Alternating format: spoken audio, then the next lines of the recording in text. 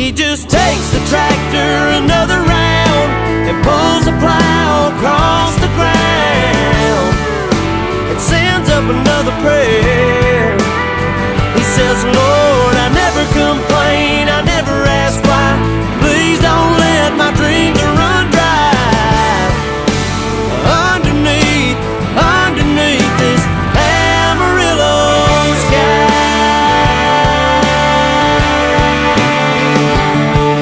That hailstorm back in '83 sure did take a toll on his family. He stayed strong and carried on, just like his dad and granddad did before him. On his knees